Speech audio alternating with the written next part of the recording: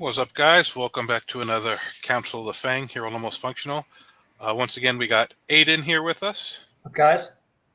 And we have a special guest, Connor, who is here to be our Aeldari expert for the night to give us some insight into how Aeldari fight into wolves and how wolves can try to counter Aeldari and just all the good stuff like that.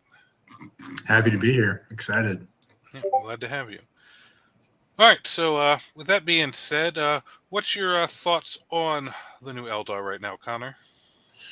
Yeah, I think, I was really excited when all the leaks were happening just over the basic, idea of getting a new book, because I think Index Eldar had been nerfed hard, and I think it was really strong, obviously, when it came out. Like, it dominated everything for a long, long time. Yes. But it wasn't that flavorful or kind of interesting to play. It was kind of like find all the ways you can to like spam mortal wounds and use the avatar or use the incarn to like destroy people. And it was like there's some fun stuff you can do with that, but I think at the end of the day it was like not enjoyable to play after a while. And it wasn't enjoyable for people to play into, like, at all. Yeah. Right. Yeah. I know, especially early on, people had a lot of problems. Oof. It was insane. I mean, and this was, 2 years ago? The 10th came out, I guess? Yeah, just about.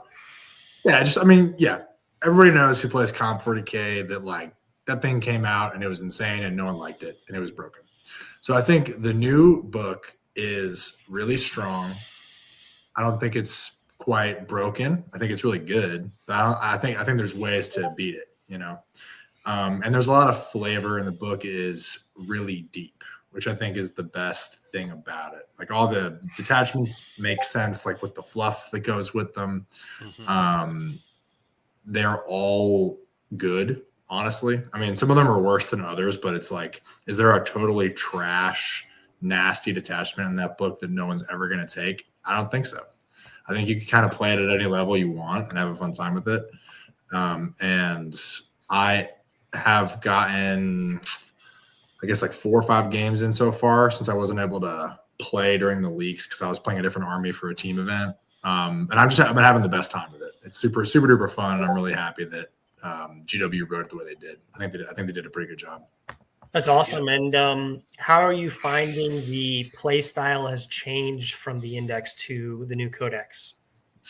I think in the Index, it was almost more about, it was like you saw the same list all over the place. I don't think there was much diversity in what people were taking. It was like when it was really good and a lot of people were taking it, it's like everybody had 10 Wraith Guard. And then before that, everybody had a Wraith Knight.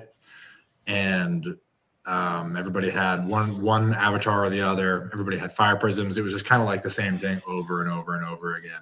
And it was almost like, I remember when I was getting ready for a team event with some of my with my team, the Lobsters, we were getting ready for like one of the ATC things. And it was like, I play Eldar. I was like, damn, I got to run the 10 Wraith card thing. Like, if I don't run it, like, I'm literally stupid. You know what I mean? I think everybody kind of knows that feeling. It's like, if you're not running the list at an event that you're like investing time and money into, it's almost like a waste of time at a certain point, especially for teams. You just kind of feel a little silly.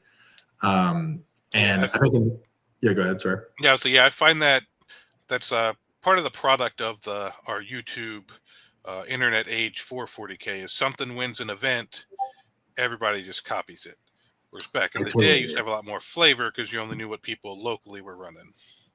I think that's super true. I think that's like a really the YouTube echo chamber could do a whole podcast episode about that.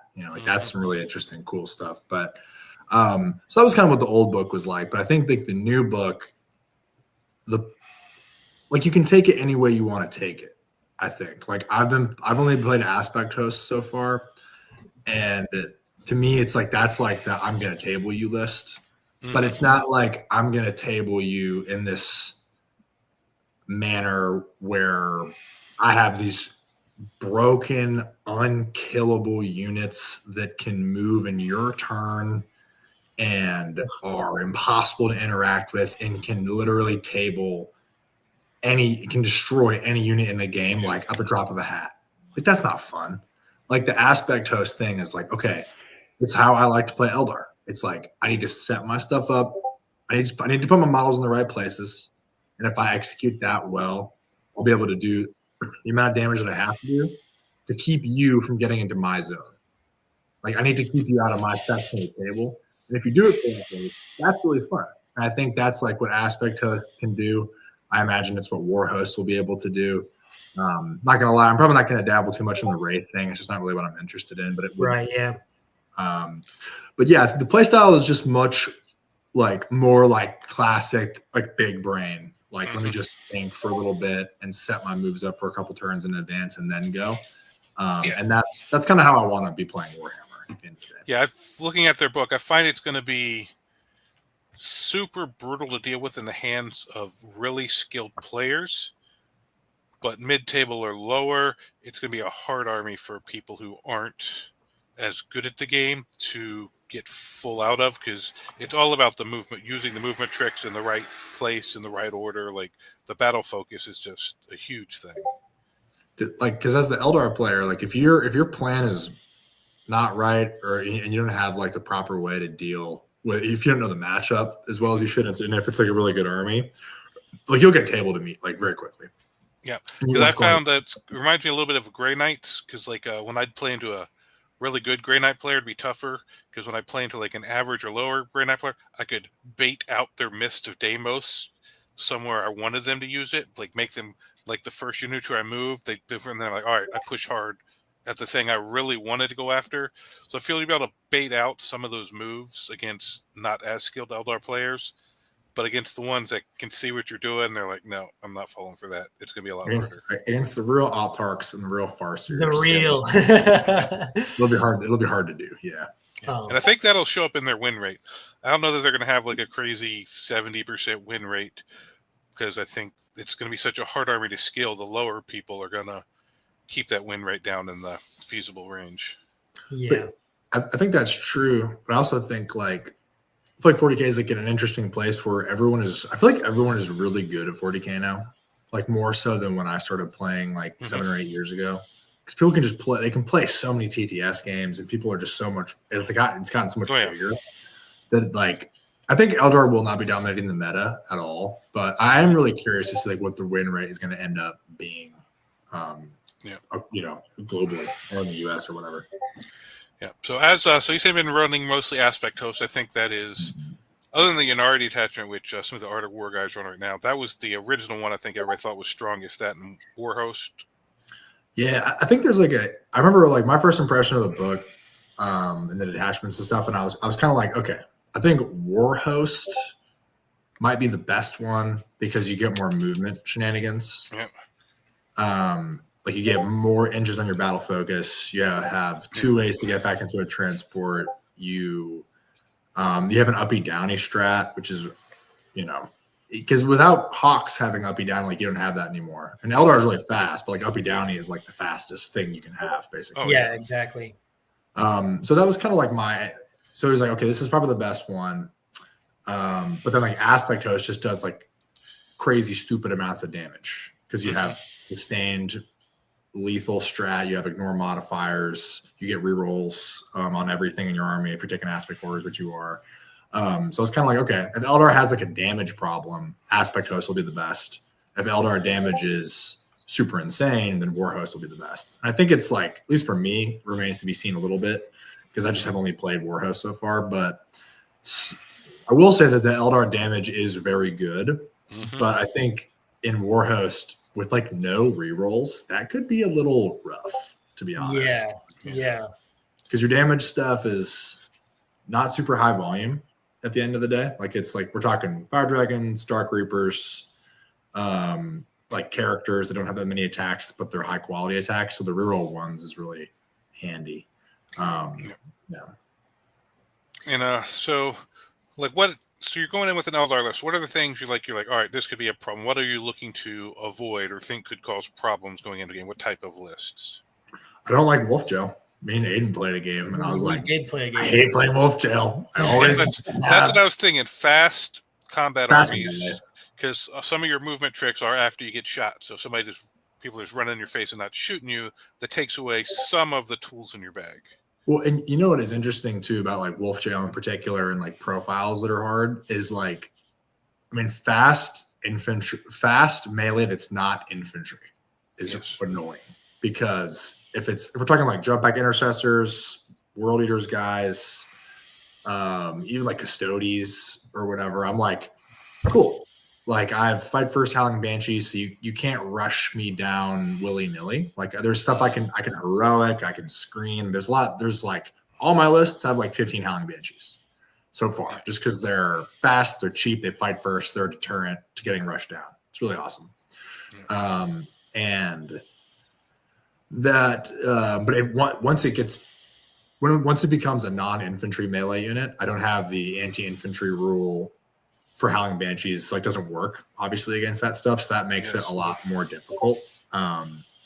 And other than that, I mean, I think Eldar is cool because you can take a damage tool for mostly anything. I think like Thunderwolf cavalry are really annoying to deal with. They're the worst. But even me and Aiden were talking about like some solutions to that stuff, which we could talk about, like later on too. But the Eldar I think is cool is you can build for anything, and I think like stuff you don't want to see is if you don't have the right damage profiles. But at the end of the day, if you have like a good game plan for like attacking your opponent's objectives, holding your own objectives, like a basic Warhammer game plan, I think you could win just about any matchup. Like I think like in teams, for instance, I'm thinking about the aspect host, and there's going to be some stuff if it's like 3-wound infantry lists, like custodes, the possessed Fabius Bile thing. Cool, like gonna rock them. Like the possessed list is gonna get absolutely destroyed by somebody who has like 20 Dark Reapers. Like, good luck. Like it's like gonna be really hard for them to deal with Eldar. But outside of that, into like matchups that are not as favorable, I think you can keep most things to like a draw and like a team scenario, which is useful for a team and just good for even singles play because a draw is like a small singles win. So I think that like you'll be able to deal with most things that come at you in Swiss pairings. Okay. So what I'm hearing is that don't like melee rushdown, but can deal with infantry melee rushdown, especially one that relies on being tough, like custodes or possessed. And I'm thinking for Space Wolves, we kind of have two major play styles right now. We've got the Stormlands play style, which is more mounted heavy. You got the Champions of Rust, which is more infantry heavy. It sounds like the better game for Space Wolves is Stormlands into Eldar. I think Eldar would prefer to play Champions of Rust because they do more damage in melee, but they are relying on infantry. They're not as fast in some ways. And in Stormlance, now that the bikes are +1 strength, 2 damage, like the bikes can be teamed with Thunderwolf. Now you're just none of your stuff's infantry. So yes. Like, when me and Aiden played, I did like the combo, and I shot 10 Dark Reapers with the Lycus buff and like crit 5s with sustained, and I killed like 3 or 4 bikes or something like that. It was like and I was like, geez, like this is because the 4 wounds and you being able to save on a 5 is just, that's just like does not work. The math does not work out super well into 4 wound stuff. That's another hard break point for Eldar is 4 wound stuff. It's not a vehicle, because if it's a vehicle, fire dragons will kill it. Oh man, fire dragons. I find 4 damage gives a lot of people problems because there's not many higher than damage 3 profiles. And if so you're getting stuff with like 1 or 2 shots, like then maybe it has like a crazy amount of damage. But and if you like the Stormlance, I've always thought Stormlance ever since because me and Aiden play pretty frequently, and like Stormlance to me is the best one as an opponent, because I'm like, your whole army advances and charges. That sucks. That's such a great army rule. Because it's like you can predict it, but then you're like, if you want to stay out of charge range, it's like, okay, I'm staying like 20 inches away from like all of his models now. Like I'm gonna lose. Well, especially if they got the flat 19 advance. Yeah, that's a big bonus. That's gross, man. So yeah, I think like advance and charge 4 wound guys is a good way to deal. Mhm. Eldar we've never liked getting rushed down by anything. I think like, for everybody who's listening that wants to know how to beat your Eldar friends, like, I'm not saying deploy on the line, but like it's a thing. Like, you have to be like smart about it because they will table you. Right. If they know what they're doing and they can set it, like if you're just out hanging out, they'll blow you up. But like if you stage into ruin and just charge them with like 3 things a turn, like that is bad for Eldar. We don't like getting touched. We don't like getting charged. Well, it's like when you're fighting people who have a lot of fight first, you don't want to charge with one thing. You want to charge with at least 2 because you're going first in one spot at least. Yeah, exactly. But so with Eldar, I know a lot of your stuff is movement tricks, getting back in transports, shooting, moving back behind wall. Does that affect your primary game at all? Do you find like maybe you might fall a little behind on primary early while you're playing KG and then just have to catch up after you've whittled down a bunch of their resources? It's always been the hard thing with Eldar is primary because it's like they're made of paper. Mm-hmm. Like, and I think so. I was playing a practice game against my buddy on Tau last night or 2 nights ago, and we were playing on I think it's layout 2, where like your natural objective is kind of like open to their shooting in a way. Like there's not like a great place to hide, but their natural objective is close to shooting from your opponent. Mm-hmm. So, and like this has been talked about by people, other Eldar guys on podcasts and stuff like that. And like, I really think that like the way I'm proceeding with like you're going to Waterloo, right, Aiden? Like yeah, I'll be there. So there's like a local GT around here in a couple weeks. My game plan, I'm deciding, is to take my opponent's put all my resources into taking my opponent's objective. Because I think like on a lot of those maps, and I have to look at them again, it's like their objective is easier to hold for Eldar than my objective. Because like on a lot of the GW layouts, they're kind of open to shooting. And not always. Like that's a boon. If it's not going to be open to shooting, then I'm going to go take it, obviously. But if I can like deny your primary and hold my primary, that's really good. Yeah. And some stuff that I've been putting in my list try to help with that is like Autarch with wings attaches to a warp spider unit. And then I give the Autarch with wings the +1 OC relic out of Aspect Host. So then it's like, okay, cool. Here's 12 OC on this objective. And he's hiding behind a wall. You can't shoot him. And he's next to some Howling Banshee, so you can't charge him. Like I might even put the guy on a Howling Banshee unit so they can just be all together. And it's like, that's 12 OC on an objective that you can't charge. How many of their attachments get the +1 OC? I know the Wraith Host one or the Spirit Seer one, they also can give Wraiths +1 OC. Yeah, which I think is good too. It's the +1 OC is only in, I guess, those 2 detachments. There might be something else hidden somewhere, but like that was something I noticed with Aspect Hosts. I was like, okay, so you can have a 12 OC Aspect Warrior unit. That's pretty good. Because I've just recently started running Reavers to mess with people's OC. Like exactly, yeah. These are 6 OC. It's something you don't think about much. Whereas like where people are like, oh, I just try to out OC them, but like, what if you actually modify theirs or yours? Like that's a huge thing. Yeah. So it sounds like the Eldar are more geared towards just continuing to deny and kill primary rather than trying to focus on, like, if you're not great at holding a 10, but you're going to make sure your opponent's not going to get a 10 either. Like that's where you're going. You're just going all in on damage. But yeah, no, I've heard that different ways to play Eldar. I've heard that Ynnari are an interesting way to mess with your opponent in the same way that like Stormlands can mess with your opponent with the reactive moves, the auto advances, and the fallbacks and the blood surge. I've heard Ynnari is actually quite good at holding primary, messing with your opponent's game plan. I'm curious. Have you looked into Ynnari at all? Yeah, I have not played them yet. I think me and you were talking this morning about a video that came out from a certain YouTube channel that was talking about Ynnari. So I'm not gonna like parrot everything that they said because I haven't played it myself. But like Ynnari's craziest rule is that they can move. It's back to Ynnari being able to move in your opponent's turn. Like if you kill something, if you're playing Eldar, your opponent kills one of your units in the shooting phase. one of my units gets to make a full move.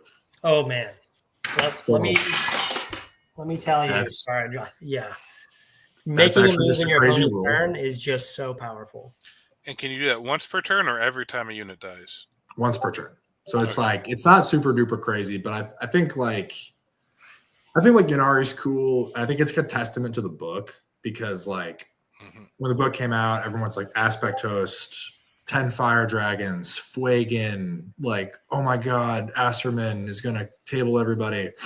And then like here we are 3 weeks, a month later, and like now it's like Yannari is emerging as this crazy has these crazy abilities and is really good. And I think, in the beginning, nobody was really like looking at Yannari seriously because the rules are kind of weird. It has one of the rules where like you have to take damage for your rule to work. A lot of it's like if you're below starting strength, then you get this, but like the fight first buff. You can get selected for fight first is another rule they have. Yeah, because I think initially, I mean, that happens everywhere. People just look at the damage units can do. Whereas, but yeah, it's like because Quentin and Jack were at the RTT we were at this weekend, and they say Yannari just seems to play the mission better. And I think like it's interesting as well because like just thinking about how Eldar plays with like the tokens, like you can move after you get shot and stuff. Yep. Like I think like over the course of just playing a game of Warhammer, you're gonna, if you're fighting over little sections of the board, which is what you should do in Eldar, you're fighting over like to clear a quarter of the board so you can keep your stuff safe and then run out and kill your opponent. You're gonna end up having several units that are like below starting strength. So then like all of a sudden, all of those units have the ability to like fight first. Yeah, that's huge. And then you start looking into like, okay, so like what are all the combat units that I could take? You got the Incarn. I mean, she's a pain and a half for people to deal with. She still teleports. She still like is scary in combat. She has a flamer. She can fight first. Howling Banshees, they get to fight first naturally. So that's already covered. Like Incubi, a Wraith Lord with a big ass sword. Nobody wants to charge that guy and get fought first. So you end up doing all these things with that army rule where it's like disincentivizing your opponent to come play with you. Because like, cool, man, you kill one of my units, I get to move a different unit. Is the Yvrain unit still pretty good? I know she was a major pain in the last book when she was. So they took away her ability. Yeah, they took away her ability to join the Harlequins. Oh, okay. But now she joins Incubi, which Incubi are cool.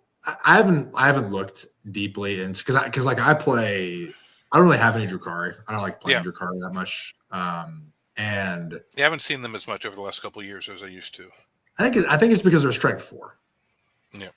They're like strength 4 AP 2 damage, and they cost like 20 points a guy, and they're like, Ooh. But I'm sure like in Yannari, in the right person's hands, like they're gonna, oh my god, it's gonna be terrifying. You know what I mean? And they're cool. I always thought their models were cool. Yeah, they are pretty cool. The one thing I've found with Wolf Jail, Stormlance, is that it is weak to melee, specifically mass 2 damage melee. And this is not something that Eldar have normally. Banshees, I mean, you fought with Banshees last night into some mounted unit. You killed like one bike. This is not normally a thing that Eldar have. However, I have had Incubi clear out entire 6-mans of Thunderwolf Cavalry with Lance reroll hits and reroll wounds. So, something to consider in the future matchup. There isn't a way to get. I think that's like the Drukhari Incubi are good because they get those buffs because they get +1 to wound if they're with Drazar. They get full rerolls if they're with Archon or something. But in Yannari, you can get like the best you can do is reroll to hit, and there's no sustained or anything. Yeah, because they don't have the power from pain or whatever that stuff is. Yeah, I think that they're. I'm sure they're good. I'm sure there's like a reason like Art of War guys are taking them. I haven't figured quite out what it is yet. They are quite expensive as well, but like at the end of the day, it's also like a really fast melee brick, which is always good. Always good. And what was I just thinking? But yeah, so Yannari to me is very cool. I'm like listening to the Art of War dudes talk about it, and I was like, sounds fun. I mean, I can't lie. Like Incarn's teleporting around and bugging people. I'm moving stuff in your turn. That sounds awesome. And the the primary denial part of it, like just being able to move in your opponent's turn, like that's so good, man. Oh, Incredible. That's why everyone hated Phantasm. Yeah. And this is free. Yeah. This does not cost CP. Nope. This is like a scenario where you're going to put a 55-point Warlock on a jet bike on the middle objective and say, okay, like you're going to kill this guy. Because if you do, like I'm going to move my super killy Wind Rider unit or my Incarn or whatever, like onto an objective or into somewhere threatening. So I think like the mind games are going to be horrible for people to deal with against someone who's playing an Ari and like knows what they're doing. Like, oh, that's going to be spooky, you know? Yeah. So you shoot one thing, kill it, another unit runs away where you can't kill it. You shoot another unit and don't kill it, then it uses the regular battle focus. Well, now you can't finish it all. Like, and then and you don't kill it, like you're saying, and then like, okay, this unit now fights first.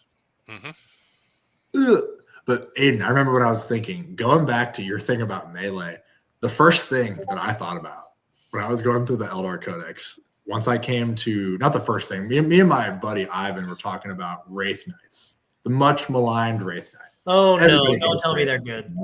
Multiple editions in a row, they've been stupid and annoying. And I'm here to tell everybody that the Wraith Knight with the gun is like, he's okay.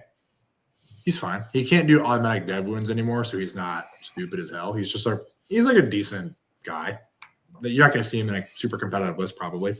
But you know who slaps into friggin' Thunderwolves? Is the Wraith Knight with the sword. Because he has like 15 attacks, strength 7, AP 2, 2 damage. That's exactly the right profile. Next time we play, I'm very tempted to bust out the 2 Wraith Knights into you and see how it goes. Because they run through walls. Yeah. That's what I mean about the Eldar book. That's really cool. Is like, okay, like the sword and board Wraith Knight is not everyone's top choice, but he is a combat unit with a lot of attacks, who's really tough, who can move through walls. And if I'm not right, a lot of the movement tricks can't be used on Titanic. No, that's another reason why their stocks are down, because half of that's because they don't have battle focus. Yep. Which is good, shows that GW is learning from their mistakes. I lie. They do have battle focus, but they can't use all the rules. Like they can't do the. Yeah, so I think I remember some of them said non-Titanic, but I could be wrong about that. But crucially, they can get +2 move. So that's like a 12-inch moving guy with a big sword who's going to try to kill something and then stand on an objective with 10 OC. So I think it's interesting. I think that's the cool thing is it's a really deep book. Yeah. Could make for some very interesting games. So I was curious. One more time with the Eldar Codex, what are some of the standout units in the book for you? Right. For me, the very first thing that I was excited about was Janezar. I'm a big hobby guy. I love painting. Like I have this like custom made lizard army of Eldar lizard men that I have taken to all sorts of tournaments and like won painting awards for. I'm super proud of it. So I'm always like excited to get the opportunity to paint a cool model and build a cool model. So like Janezar looks really good. And she's also probably the best Phoenix Lord. Her buff is great. She auto 6 advances with her Banshee unit. She gets like rerolls against characters. She has a good amount of attacks with good AP and good damage. She's like, take her. She's awesome. And then fire dragons, everyone's talked about them for good reason. Like they're eradicators that can move like 16 to 20 inches and then really hurt a tank. If not kill a tank, probably kill it. And then they can have 2 guys in the unit with melt to 6.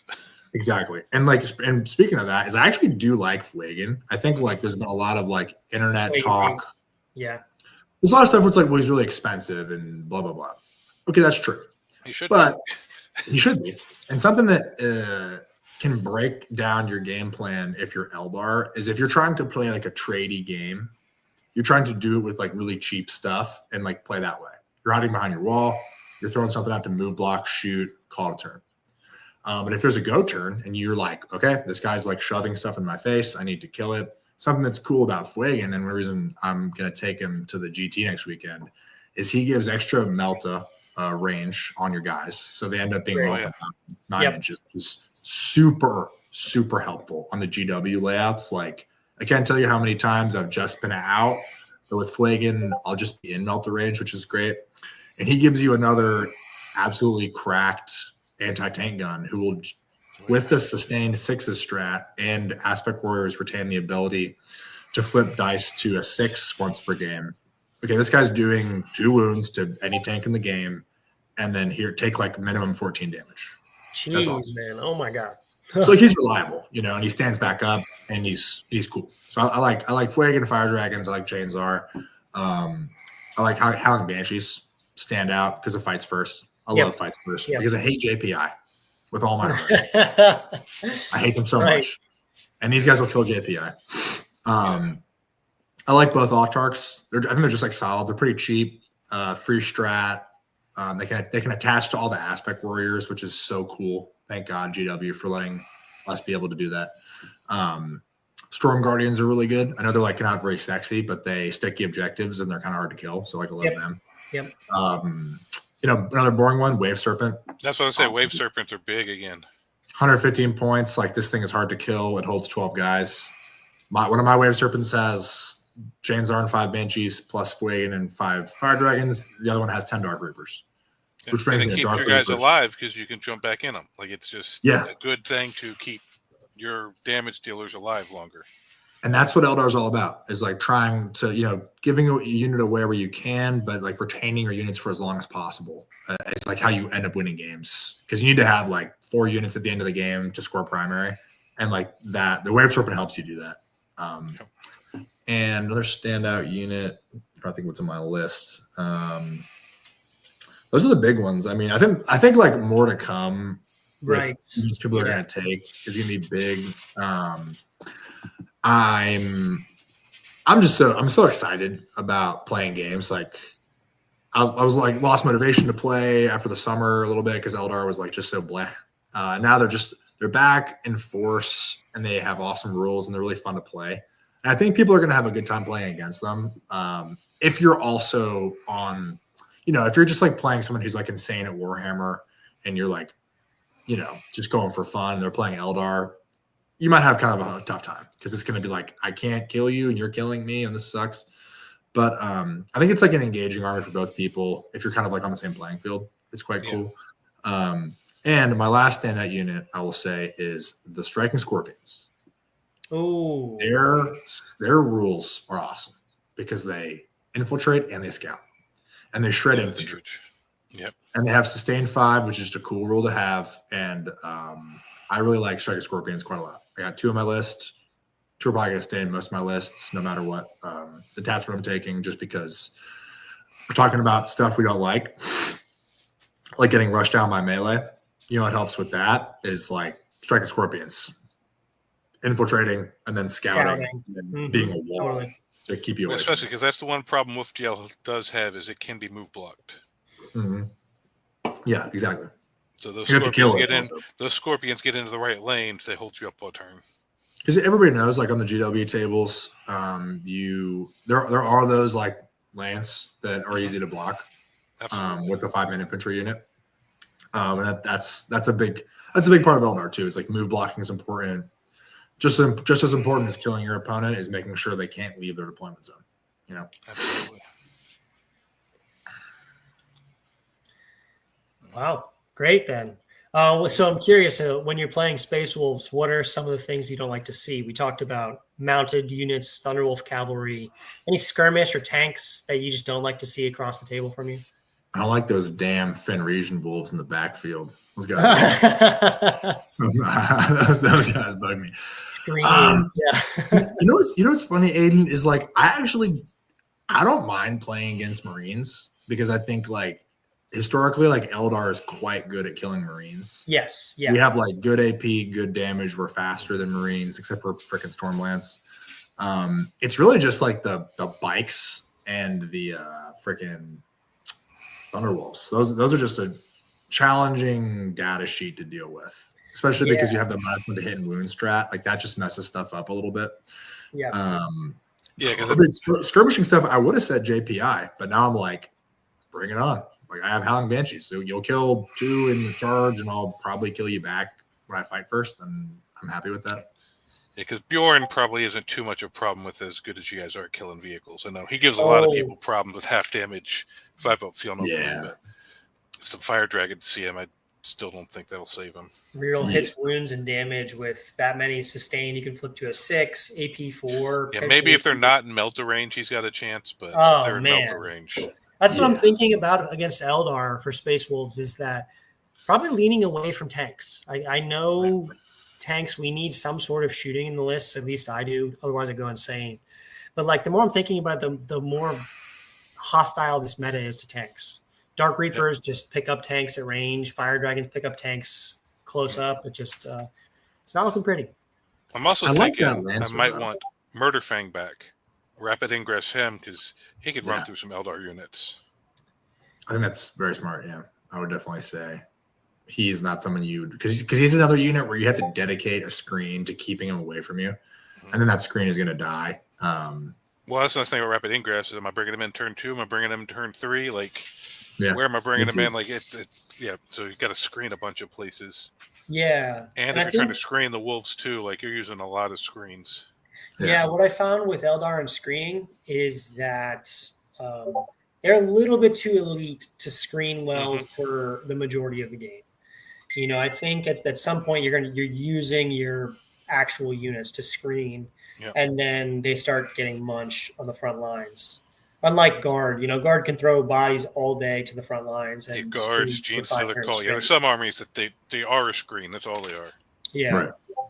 I mean, it's like me and Aiden were talking last time we played, and I think like the move for Eldar into Wolf Jail is like you have to like trigger the Blood Surge like immediately, just get it out of the way. Because the way that you lose the game is when there are 8 Thunderwolves in the middle of the table that still have their Blood Surge. It's like you lose, you're done. Like you're absolutely cooked. There's nothing you can do. So you have to like trigger it on like the first turn, basically. Yeah, I'm always surprised when I play people. They don't try that. They're like so scared of the Blood Surge that they just never shoot at them until it's too late. Yeah. I'm like, just shoot them from the get-go and see if you can get them to pop it. Yeah, I totally agree. I think that is what I'm going to do next time I play Aiden. And then I'm going to charge him. I'm going to charge him with my Wraith Knight. It's going to be awesome. Oh, God. Ugh. Well, what about you guys? What do y'all think about Eldar? Have you played many? I don't mean Aiden played one time. I was hoping to get some games into it at the RTT last weekend, and I didn't. So I've been watching some battle reports, but I haven't got any hands-on experience fighting them yet. But, yeah, I think as someone who mains Stormlance, I'm kind of like a half wolf, mostly Wolf Jail with some shooting. I'm finding that I'm not too scared of Eldar. They're mainly shooting army with very little combat. Like I said, the one thing that scares me is mass multi-damage melee. Not something Eldar brings to the table. Apart from Ynnari, I think Ynnari actually is a pretty scary matchup because of the movement tricks that I can do. And seemingly, I think there are ways to boost the combat in Ynnari that there aren't in regular Eldar. So for the most part, I think it's relatively a fine matchup for Stormlands. Actually, a favorable matchup for Stormlands. If I was playing Champions of Russ, I would be worried. I don't think Champions of Russ has the speed or the durability to shooting that Stormlands brings to the table. It has the melee output that it takes every single one of your units and turns your melee outputs to 150%. But if you're fighting T3 One Moon bodies, that's not like you're going to overkill them 10 times with Ragnar and 6 Blade Guard veterans, and then just kind of get obliterated on the clap back.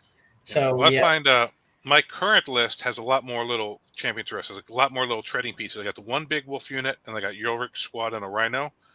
But then I have 2 5-man Reavers, one with a Phobos lieutenant, one with a Reaver lieutenant. I got 2 Outrider squads. I got the 1 JPI squad.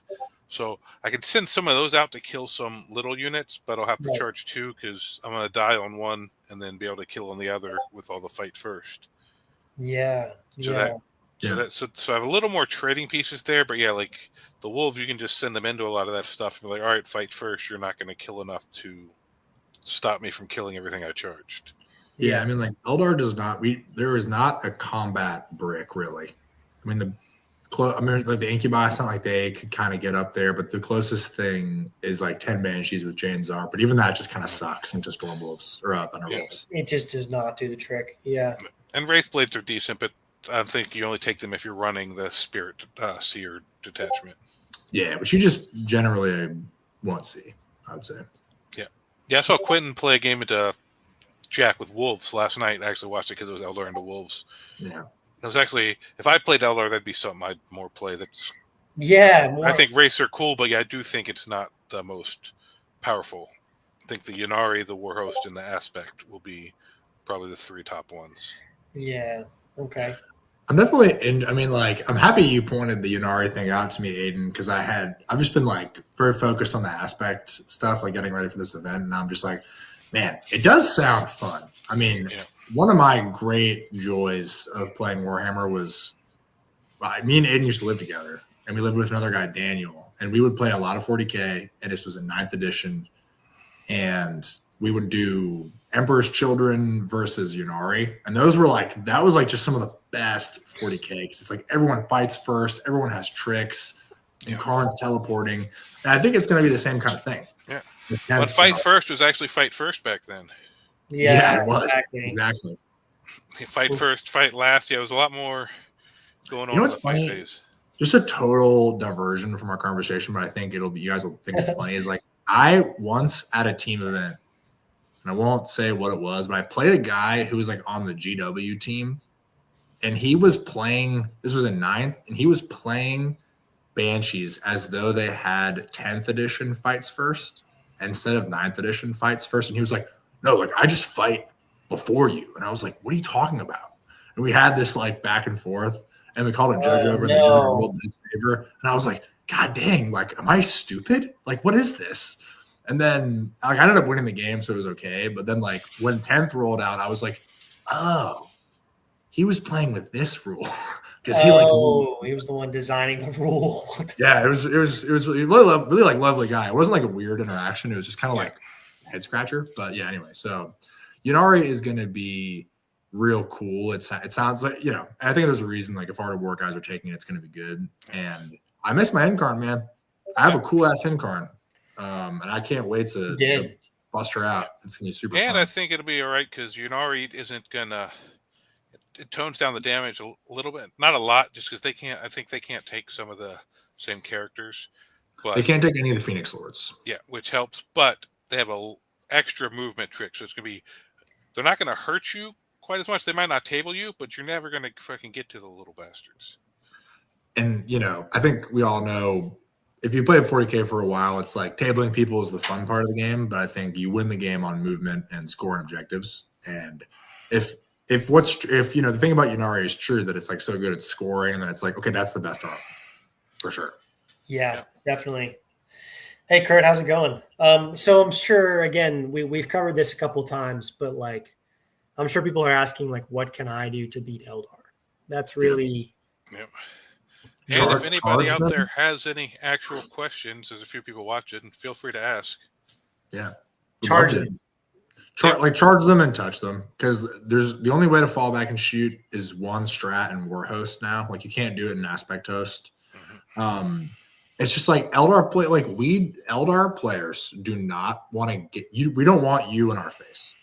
Yep. We want to be where we want to be on the table, and like we want to run through our big cerebral plan and do it like that. Yep. But if you just like I was talking about like damage earlier, and like I think it's like Eldar can really struggle if like your damage like whiffs a little bit in one turn. It's probably like Fleegan, because he'll like for sure kill like 2 tanks with the Fire Dragons, whereas the Fire Dragons, like, they should kill a tank, but sometimes they won't, because it is 5s rerolling to wound. Yeah, and their melt is shorter. And the melt is shorter, so like that's why I think Fleegan is like at least worth taking, but not in a 10-man Fire Dragon. Like, that's silly. That's a silly combo. But like, if you can overload, if you see the Eldar guy deploying on one side of the table, like if you're playing me, here's how you beat me. Okay, if you're playing me, play 18 Thunderwolves. No, I'm just kidding. If you see the other guy, 12 Outriders, 12 Outriders, and you're good to go. Yeah, exactly. If you see the guy lining up on his expansion or your expansion objective, like deploy like 3 more squads of Space Marines over there, and that will be incredibly annoying to deal with because it's like charging with 4 units at the same time. Like if your opponent allows you to do that or whatever. I guess like the point as I'm saying is like over stress the Eldar's like position on the board. Like where you see them setting up to like have their little midfield castle, just like throw stuff at them. Get in their face is what you're saying. And charge them. Yes. Get in charge them. They don't like that. Like avoid the banshees, but like charge them and touch them. And that will help you win the game. That makes sense. Would Lancers with the range be good into Eldar? I mean, I did play one Lancer in the Eldar game. I think that was a sweet spot. I was just hiding in my backfield. Yeah. You just have to keep it back so they can't get the fire dragons and stuff up into good range. Fire dragons, also the Dark Reapers would bad touch a Lancer if it got a sight on him. What do you think about the just kind of shooting options in Space Marines versus Eldar? I mean, I think you're right to say that like the tanks are going to have a little bit of a problem because like the fire dragons are just so threatening to you. Right. I like the one Lancer. I think like shooting options. Like we don't like bolters, for real. Like we don't like bolters. Like honestly, I liked when you were running that 10-man squad of lone op guys, the heavy intercessors or whatever. Oh yeah, that was a tricky unit. Like that was cool. That was hard. And the fire dragons aren't great into that. They'll kill like 3 dudes and be like, oh shoot, I'm dead. Yeah, I'd say I mean tanks are a little bit living on borrowed time right now, but I think like 1 or 2 is good. Yeah, and if they can pick up a wave serpent before they go, that really helps. Yeah, crack the transport, charge their army. That's because if you put them on foot and they're not falling back into vehicles, it's a little easier to deal with. Yeah, exactly. Because they fall back into a vehicle, you charge them, even if you kill the vehicle. Well, now they're there to shoot next turn. Like you got to be able to get into those units. Exactly.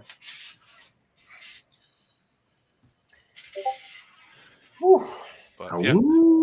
And as we get more games into it, we can always come back and revisit this a little bit because it is still kind of a new book, and our reps into Eldar and your reps into Wolves are a little limited. So beautiful. Yeah. Connor, let me tell you before we got one too. Hell yeah. Oh, you got an Eldar book too. Man's a real gamer. You got to get the code so I can look up all these Eldar rules. They're going to try to cheat me. Yeah, dude. That's legit. I like that. I try to get most of the if I have a friend that doesn't use the app, I'll steal their code. Otherwise, I'll buy the book to get my own code. For sure. That's the way to go. Yeah. Connor, I wanted to say before you submit your list for the tournament, play one game with Ynnari to me, and then you can submit whatever list you want. But I think that is a very, very solid. I gotta play some game. I'm probably gonna be able to play 1 or 2 games this weekend.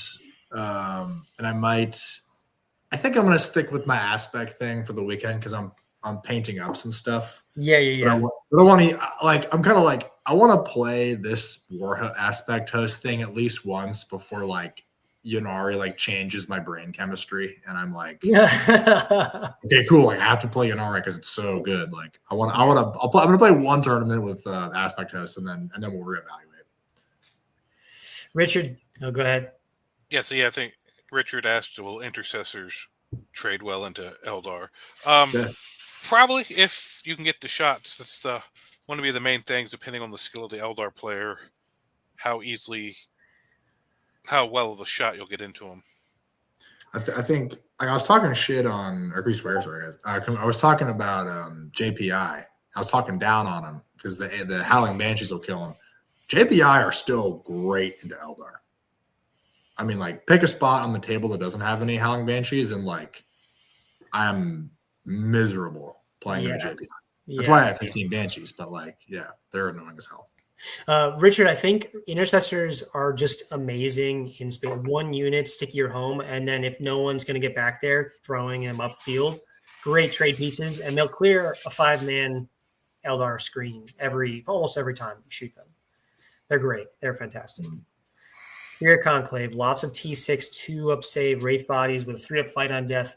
That's just a tough list. That is just a tough list.